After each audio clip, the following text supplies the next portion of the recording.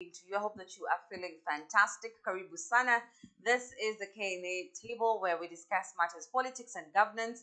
My name is Tamara Patience, and we are always joined by mchambuzi wetu by the name Emmanuel Bosire. So, of course, if you are new to the family, welcome to the KNA family, as well as our brothers, that is the Channel 7 News TV East Africa. And be sure to check out all our handles, that is on Facebook as well as on YouTube. Now, what is happening in the world of politics today? We want to know who did what, where, why, when.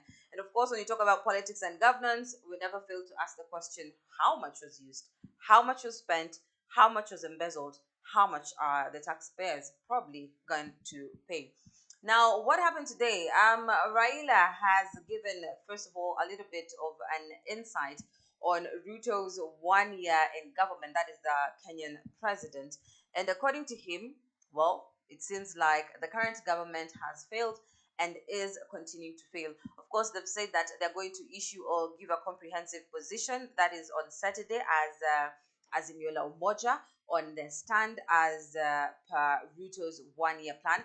And let's just listen to Raila's interview earlier on with one of the journalists in Kenya, and we can come and dissect it 1, 2, 3 all the way.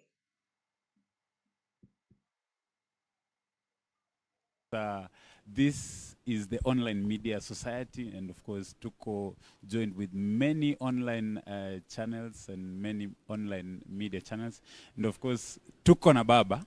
I'm so excited, and it's a privilege to have you with us, Baba. Asante sana. Yes, and of course, I can't use those so official names because wewe ni Baba. Thank you so much. Thank you. So yesterday we had we saw a discussion on Citizen TV, and about the scorecard of what so far the president has done for the 1 year. I mean, from your side, what is your take, and what do you think the president has done that that people can see?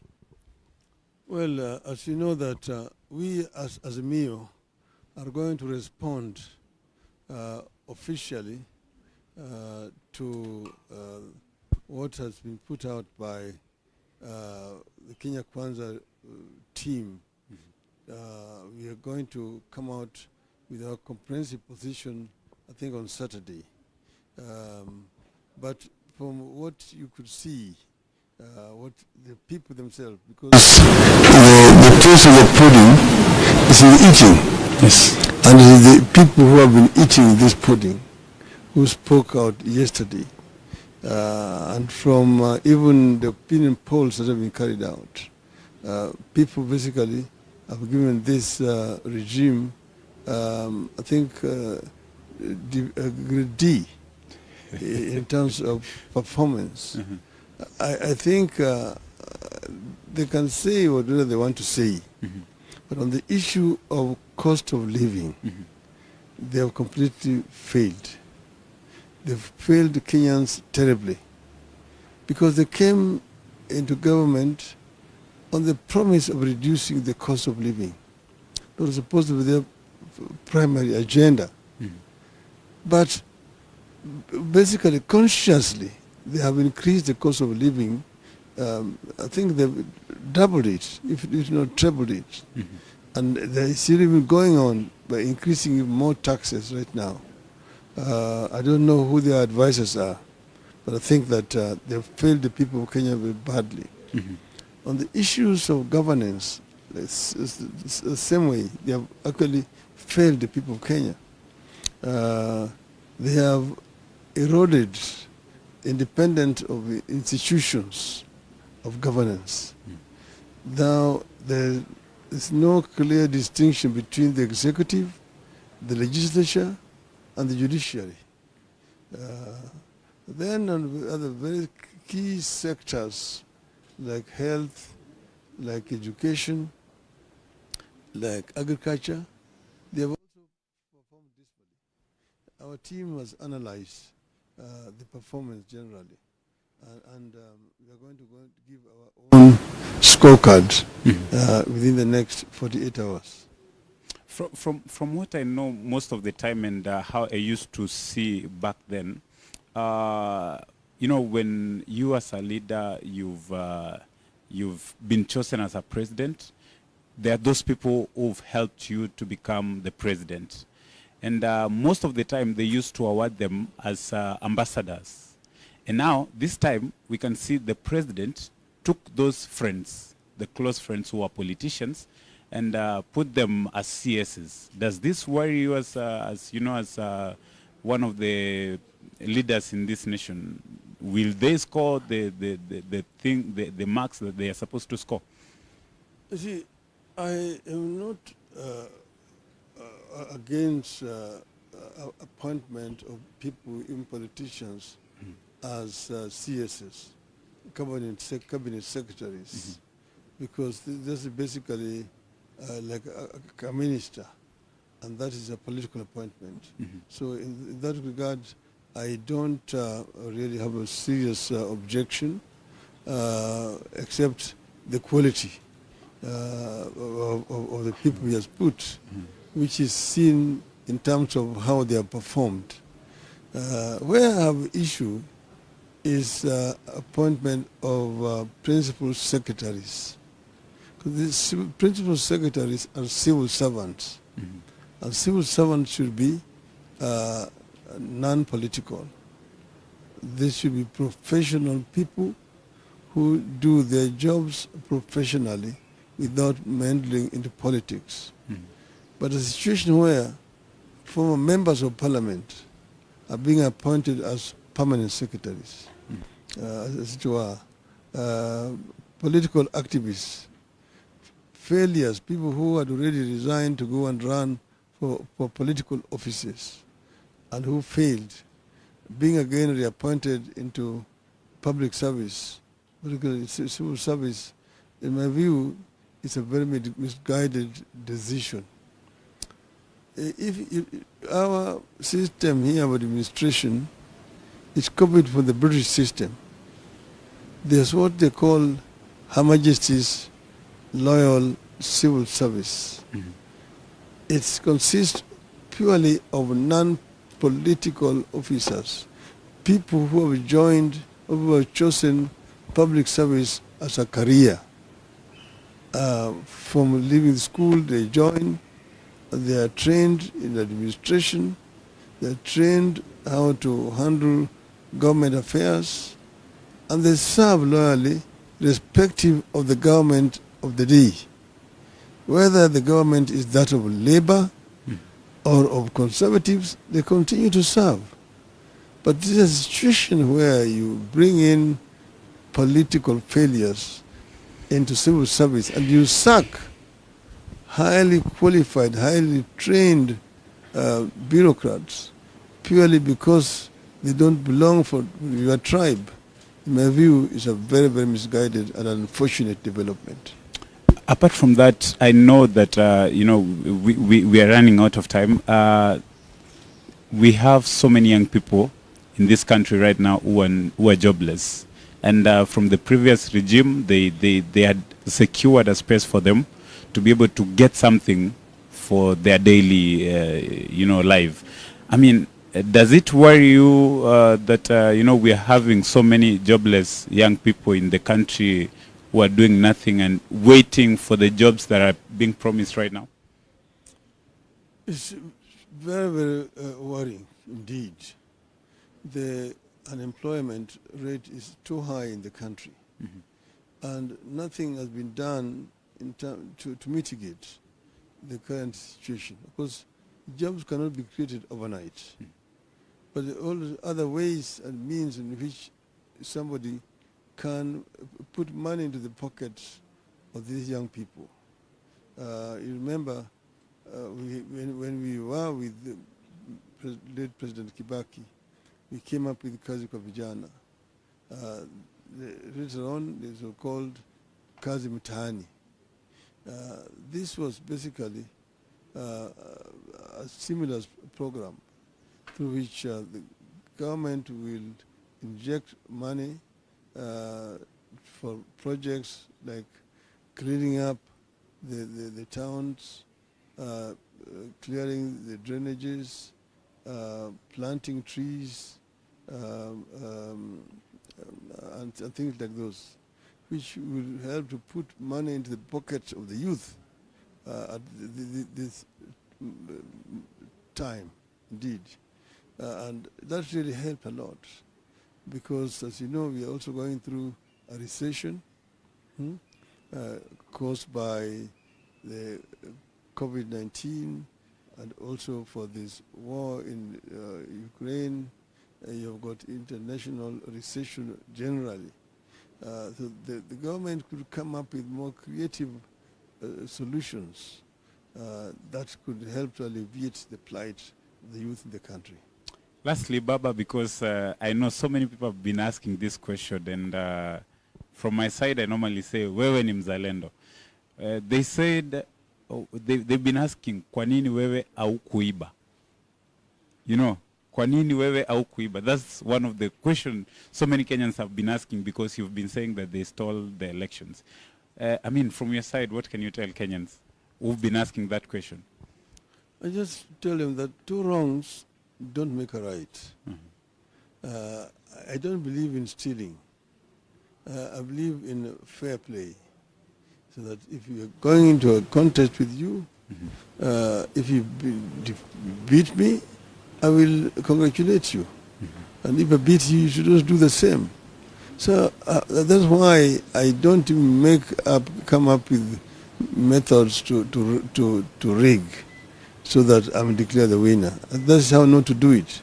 Because next time around, somebody will be able to steal better.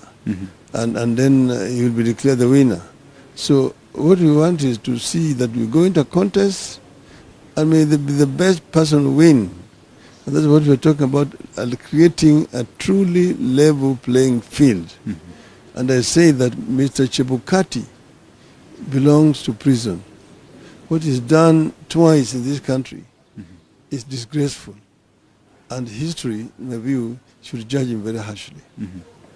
Thank you so much, and thank you so much for those who've been watching us, and we appreciate the time that Baba's given us. Hii ilikuwa ya kuiba, but next time when we come, we'll give you great content. Thank you so much. Next time. Peace.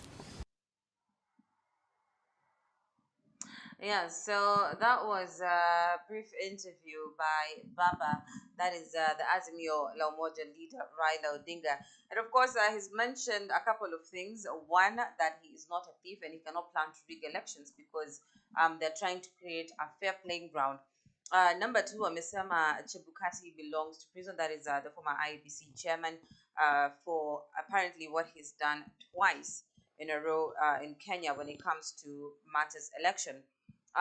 Also, when asked about Raila, his take on Ruto'S government 1 year in politics, some of the biggest failure has been when it comes to reducing the cost of living. And of course, we've seen Kenyans go to the streets this year protesting against the high cost of living in Kenya, the high cost of food, commodities, as well as fuel, transport, and all that.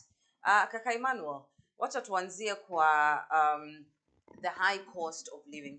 Is it a yes or is it a no that it is a failure as per the Kenya Kwanza manifesto, Kenya Kwanza's promise to Kenya?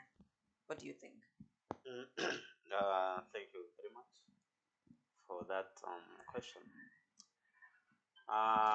The high cost of living for Kenyans, Ruto at one, it's a failure. It is obvious that Kenyans are really struggling at these hard economic times, where the hopes of Kenyans were built on a sinking ground of Kenya Kwanza campaign team and their victory. Now the government, headed by Mheshimiwa William Ruto, has not help to reduce the cost of living. Instead, it has tried to keep it remain stagnant, as it were, as they got into government, reduced it narrowly on a small margin, as they are working out a way to accomplish their manifesto, and at the end reduce the cost of living. Yeah, because much has been said, good and against them, but the truth be told, they have done nothing to reduce the cost of living, but they have tried to a small margin from where they found it. If they found it maybe on a scale of 1 to 10, I can say that they've tried by 4 to reduce it and to keep it, Kenyans to continue adapting to it as they get away. You know, this happens with not with a country, but what's happening worldwide. Market forces dictate what should be happening in any economy. Now, the market force for the superpowers, including USA, they're not favorable at the moment. So you cannot expect a struggling third world country like Kenya to have a stable economy where all the superpowers are training at the moment, including China. So we can say that they have not done much to bring hope or relief, but they have tried to keep it constant where it has been. Most definitely, and we've seen people in the streets, of course, citizens, saying that that is the biggest cry. That is why they went to the streets. Also, the Azimio. No, don't say that. People on streets don't have issue with Kenyans said. Kenya Kwanza. No, I'm saying Kenyans on the streets. No, Kenyans said that they went out because of the high cost of living. No, that's not the reason. What is the reason? That's not the what reason. then? What is the reason according to you? The reason that made Kenyans go out. Oh, why did Kenyans go out to the streets? Kenyans went out because of Raila odinga. They did not go out to demonstrate that things are high. No, that's not the case. If it were to be Kenyans, then we were to see it everywhere. If it were to be Kenyans, Kenyans were not to die. So you're trying to say that if they were to be Kenyans, property was not to be destroyed. If it were to be Kenyans, it was to be a peaceful demonstration. So, but bringing the aspect that now it was Raila odinga, that's now the problem. The problem is Raila was trying to get his way in. So now let me tell you. Now that things are like the price for unga is somehow affordable at the moment. Somehow affordable. Is it? Okay. Let me say this. At the moment, the price of unga is not affordable to Kenyans. Why are they not demonstrating? Why are Kenyans not demonstrating? Yeah? Because Raila odinga has not given a signal.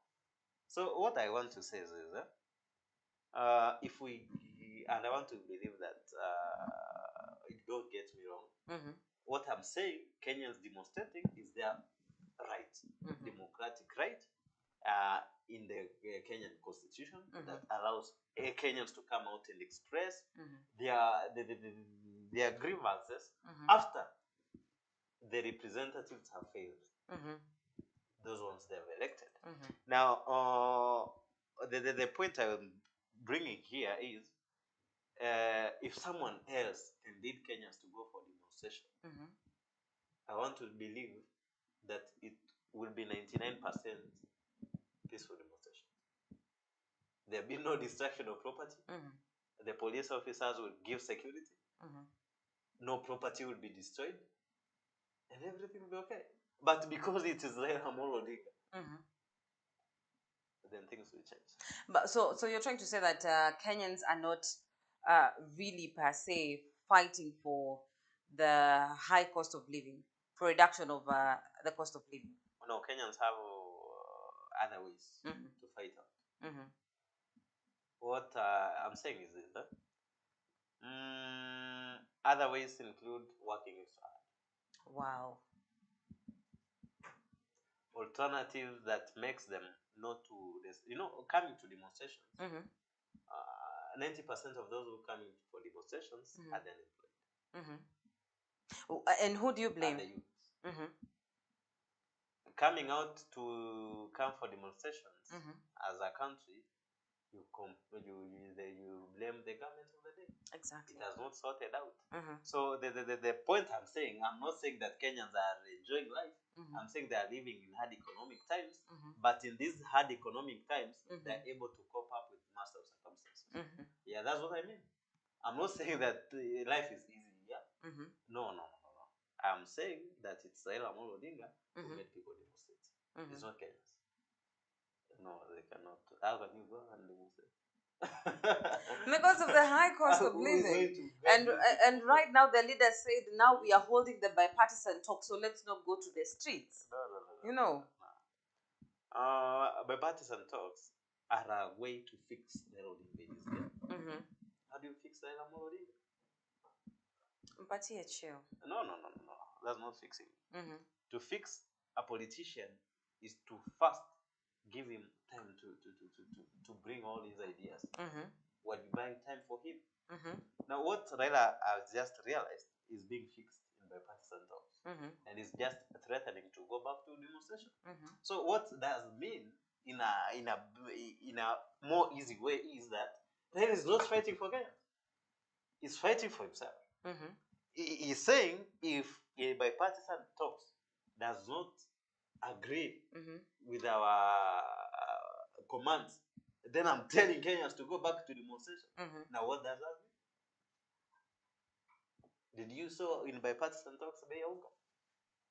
Of course, they put the cost of living, but it's not priority, but it's there. It's there. So, what you're saying, Kenyans should understand. Yes, we are in hard economic times, but with addition to Raila Odinga's demonstrations, they are not what you want to believe that it's Bei Unga. By the way, Bei Unga leo 203, the cheapest. Yes. And the for most expensive? Uganda. 2 kgs? Yeah, 203, 210 shillings. Yeah. Okay. Unless kuna offer, tuliona Moses Kuria kuna siku ametuanikia offers supermarket akisema things are getting better. And Kenya Kwanza has not improved. Has done nothing. Well, probably it's working on it anyway. Yeah, go on, ask. It's a cost of living. So now we also have Mheshimiwa who said that another thing is that Chebukati belongs to prison for what he has, or for the damage that he has caused Kenya for the past 2 elections. Should Chebukati be prosecuted for what has happened for the past 2 elections? Who says someone belongs to court? The court. Not court, I mean prison. The courts. The court orders. Where has it been ordered that Chebukati should be in committee? Of course, we've seen none, but it's part of the bipartisan talks. No. Bipartisan talks does not take someone to court. After the results. No, we're waiting for the results. What's happening, and we should understand is that when elections are held, until then, before you vote, that's the election holding period. Until that morning, you want to cast your vote. Election time is done. Now, what you want to see is the result of that election. If you're not satisfied, you have one place again to go. Let's now base ourselves in a presidential election. If it's MP and others, we go to high courts. But in Supreme Court, you go in presidential elections, you go direct to Supreme Court. Here you have an opportunity to appeal. Here you plead with the court. You bring your strongest evidences that you lost unfairly. The other team brings evidences that it won fairly. The referee also brings the evidences that by all means of the constitution, they held that election as guided by the constitution. So here again, when you lose to Supreme Court, you have no place again to go except the streets. Okay. That's what Raila is doing. You have no other place to go. You go back to streets, up and down, northeast, so that those in power will look for a way to handle it. So what Raila Odinga is doing, he understands it better. One, IBC has not given me victory. Supreme Court has upheld the elections. Next thing, let me go to streets. Bei ya unga, bei ya mafuta, nini nini, iende chini. And I want to believe that, don't misquote me or get me wrong, to some extent, if Azimio coalition had won the election, Kenya would be in a very bad state. Why do you say that? So, are you trying to say that the opposition itself that wants or wanted kupatiwa hii kiti would have probably performed worse than let me tell you what the current government? In leadership positions, what happens? It's the opposition that works better, keeps the government in checks until the government delivers. And the reason I'm saying this is that when you're in opposition, in most cases you tend to see many mistakes. Oh yes. Now get into office. Get into office. Get into office, and where the real agenda is not Kenyans. If you get power where the real agenda is you as an individual, you can't take a country now. You see what's happening in Saudi Arabia? You see what's happening in Morocco, the king? Those are few countries that found individuals who are really able and wanted to transform their nations. But when you find a country like Kenya, whereby leadership positions are being sought for after greed and selfish, to get someone really who want to transform a country, it takes really time, a long time. So the point I'm saying here is that Raila Odinga is knowing what to do. One, Supreme Court ilikataa, IBC iliconfirm hakushinda. Go back to streets. Wasukume. Sukuma hawa watu wajue huko. Anyway, to our dear viewers, I'd like to pose a question to you. Of course, we're looking at Ruto's 1 year in governance, that is the Kenya Kwanza team. According to you, if the opposition took power, do you feel like, or do you think that it would have made the steps that the Kenya Kwanza government has made so far? Would it have made better steps, or would it have returned Kenya to where it was probably before even independence? Please tell us in the comment section below. It's open, and we are really looking forward to your feedback. Now, before we get into what is happening in Parliament, or what has happened in Parliament today, of course, the Infotrack CEO stated a couple of things that are of concern to Kenyans. That is the high cost of living, of course. Emmanuel has said probably Kenyans are not going to the street for that. We also have unemployment, affordable quality education. We have access to affordable healthcare, agriculture, and corruption. And these are the major concerns of the people. Now, according to a survey that they did of about 4,000 people, or a certain number of people, of course, they came out and rated a couple of cabinet secretaries according to their performances. And among those who succeeded, or according to the survey, some of the CSs who are actually doing work. Top of the list was Professor Kithure Kindiki, that is Home Affairs Cabinet Secretary, followed by the Cabinet Secretary Ezekiel Machogu, who is the CS Education.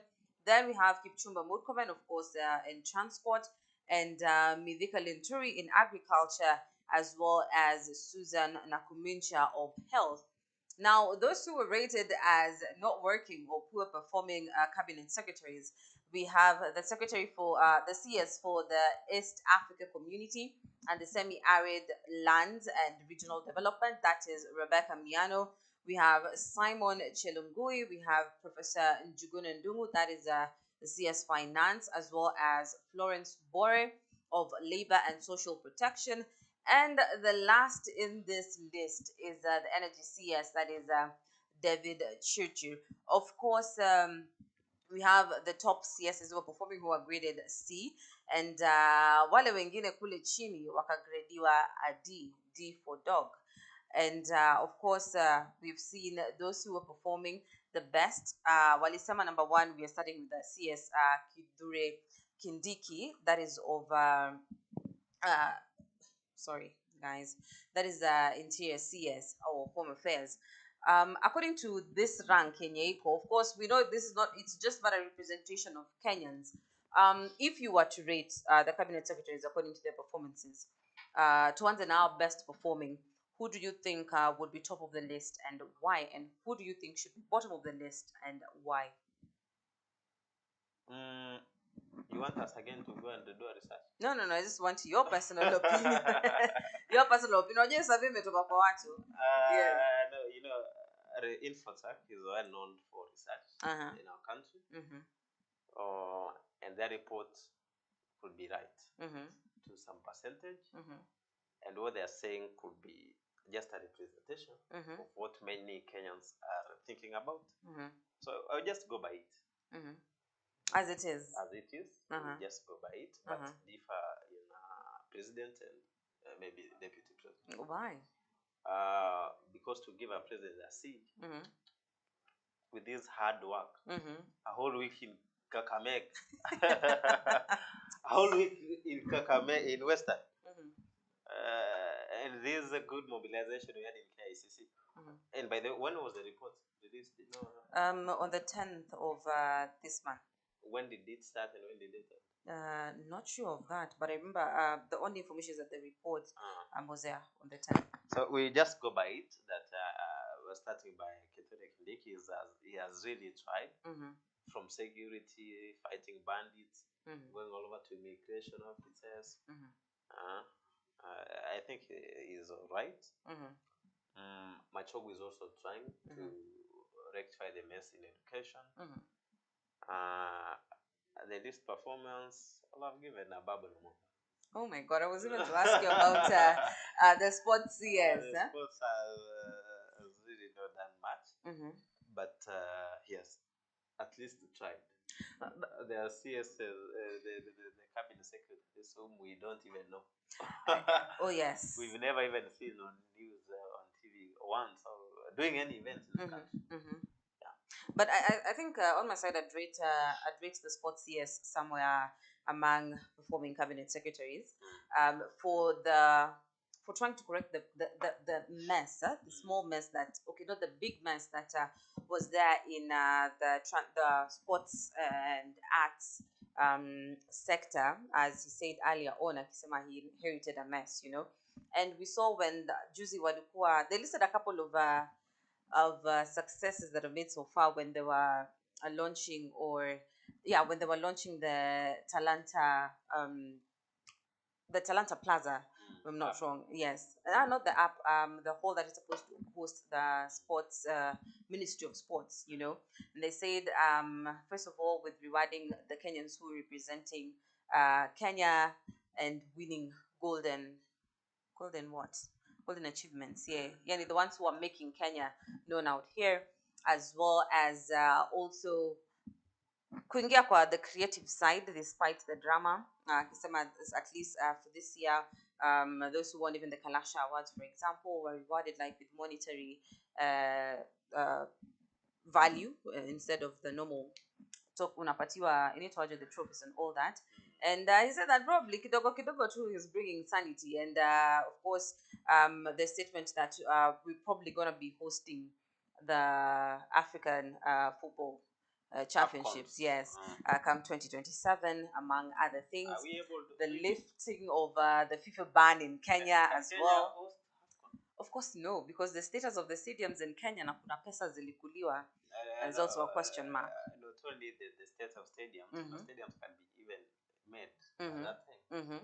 But again, Kasarani is fit. Yeah, you know, stadiums in Nairobi are ahead of some stadiums in Africa. But the point is, the hosts going to participate. Are hosts going to qualify?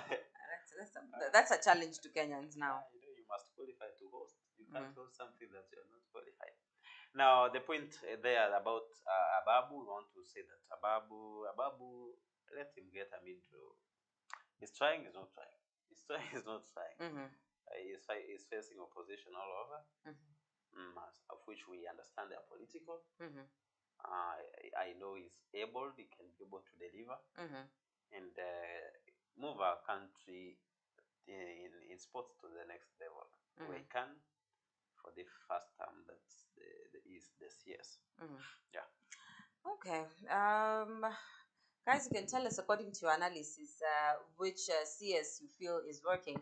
Na kuna wengine, as Emmanuel has said, kuna CSs wengine, they are not seen, not known, not heard of, but we know about the seat itself, which raises a question of, are people working, or are they working in silence, or are they not working at all, or is it just dummy seats in the country of Kenya? Anyway, matters governance, matters politics, what is happening in Kenya?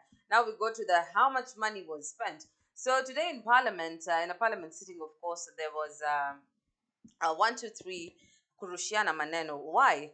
I'll start from here. If you know Mumia's sugar company, of course, it saw its collapse. And people gave different reasons for why Mumia's sugar company went down the drain.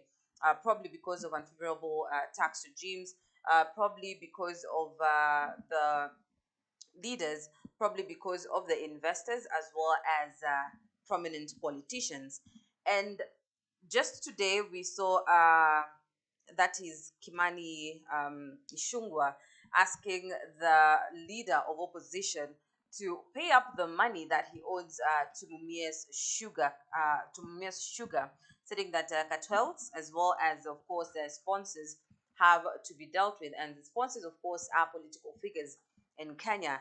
Now, we remember back in 2008, if I'm not wrong, that is about 2008, no, about 8 years ago from now, hesabu kidogo imekata kwa kichwa. But Raila came out and defended himself against the accusations that were actually made that he contributed, or he's contributing towards the collapse of Mumia's sugar company, which of course we later saw come to pass. And it is said that the former Prime Minister, that is Raila Odinga, had dismissed the allegations that his molasses plant in Kisumu owes the sugar millers more than 300 million shillings, which was accrued for years. That is after being supplied with molasses. Let's just listen to Kimani Ichung'wah, and then we'll be right back. Kimani, how much time do you need for reply? If you have 1 minute, then I'll give Majority Leader 5 minutes like your counterpart. Thank you, Honorable Speaker. And I also join other members, except the Honorable Navulindo, who I had opposed this report in supporting this report. But maybe if I may begin by informing the Honorable Navulindo, and I am sure there are also other members from Mumias, the larger Mumias area in Western Kenya, who are asking the question of Mumia Sugar Company. And indeed, they have a very good point in that Mumias also needs to be rescued. But he knows that Mumias is 20% owned by the public or by government, and 80% private investors. But I want to assure him that there are also measures to ensure that Mumias is also rescued from the abyss that has bedeviled the sugar sector. And that, Honorable Navulindo, will ensure that even the people of the greater Mumias area benefit from the sugar sector reforms to ensure that money gets back to the people's pockets in Mumias and other areas in the sugar belt. Honorable Speaker, part of the proposals in this memorandum by the National Treasury is the write-off of debts and taxes owed to GOK or to the government of Kenya, and penalties also owed to KRA by the sugar companies. And indeed, I want to support this measure that even as we seek to commercialize and privatize them, there is no private investor who will want to put their money in a company or a state entity that is bedeviled with a lot of liabilities, including tax liabilities, Honorable Speaker. And indeed, I support that measure to write off the debts that were owed to the government of Kenya, to make them more attractive to investors who bring in their private capital, private expertise, and make these sugar companies more efficient, and therefore end up guaranteeing farmers more money getting into their pockets. Honorable Speaker, I've also had concerns on the period of time, and I think it's the Honorable Makali who raised the issue of the period of 30 years. But Honorable Speaker, it's also good to appreciate that if you are to lease land and assets for a private investor to be able to have a bankable proposal, then the period of time of the lease, of time when the investor will be able to recoup their investment, their capital investment, be able also to make a profit out of the investment. And therefore, I want to encourage even those who have that concern to appreciate that we are bringing in private capital. And even you as a private investor, you will not want to get into a lease agreement where you have 5 years. Even people who are leasing land today to develop petrol stations and all that, nobody is going for a lease for 5 years. You are looking for 20, 25 years. And therefore, I want to encourage those members who have that concern that indeed all those issues are issues that the National Treasury has looked into. Finally, Honorable Speaker, Mumias, Honorable Speaker, and I've heard even the Honorable Selassie has now considered that truly mambo ni matatu. That even the cartels that had taken over Mumia Sugar, Honorable Speaker, because they enjoyed the protection of state protection because of state capture, Honorable Speaker, we must today tell them loudly enough that that protection is gone and it shall never come back. And therefore, they must now socialize themselves to the mambo ni matatu gospel. And that they must get used to it. And that includes also their sponsors, Honorable Speaker. Because if they were facilitated through state capture, they had people who had access to political power who protected them, Honorable Speaker. And Honorable Speaker, even as the Honorable Navulindo speaks about Mumias, and I know the Wanga people are very keen on Mumias because they surround that area of Mumias.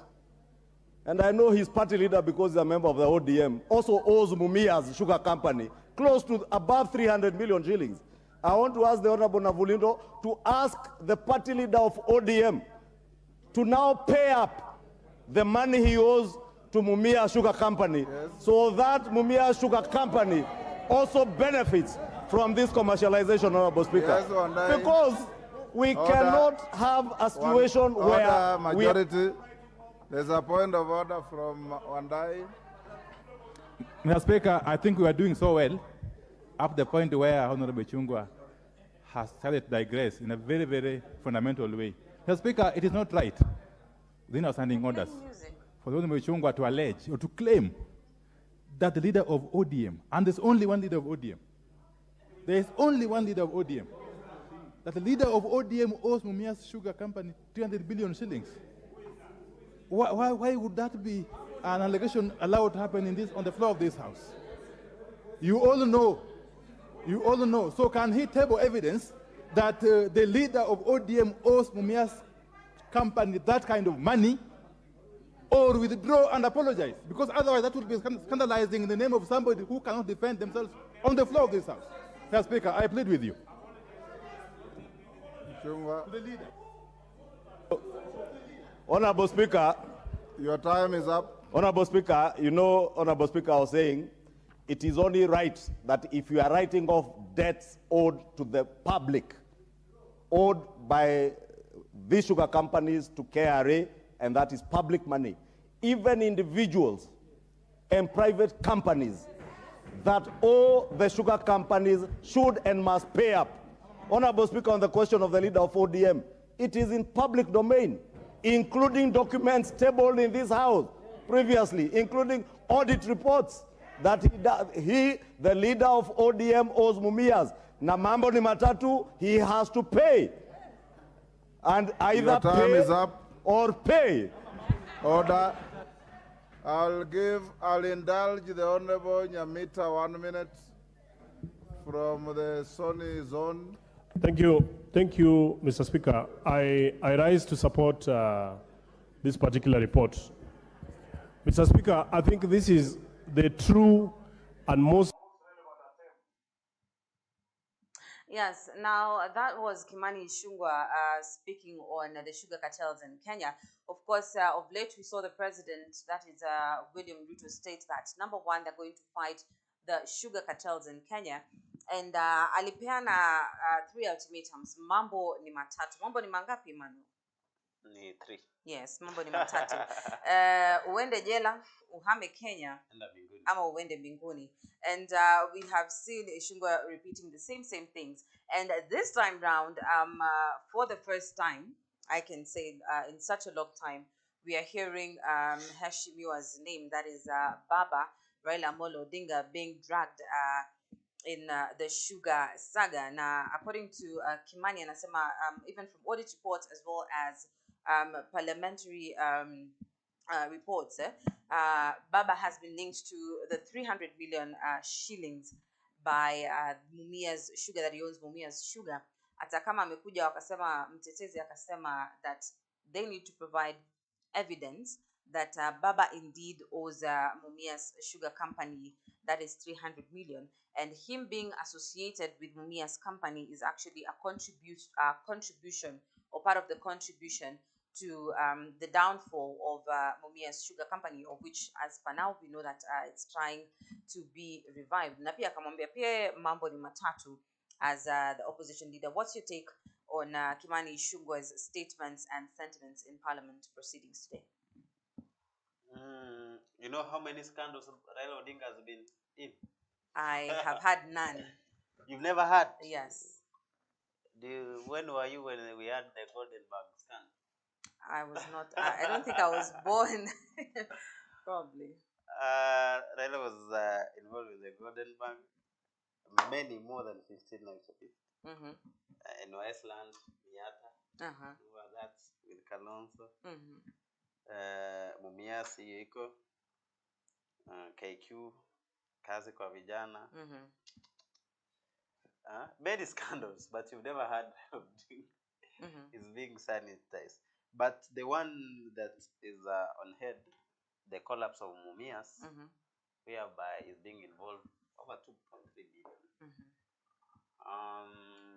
But again, being in a scandal without being taken to court, that's news. That's wasting time. Have you taken him to court? Is there evidence that he was there? So what Kimani is trying to say is giving an allegation that is not even true. What the DPP, you know, those are things with ESC. The DPP and together with the court, the judiciary at large, they summon Raila Odinga, he attends. Maybe him or his lawyers sanitize him. Truly man. Wow. Yeah. What a summary. So Raila is a feared man in Kenya. Not feared. He's what? Raila is, you know, we should not even say fear. If you fear someone, you can't dare him. Raila has worked with the government outside government.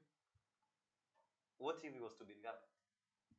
Would be far, nobody can dare him. Raila amesumbua government zote na hayuko ndani ya government.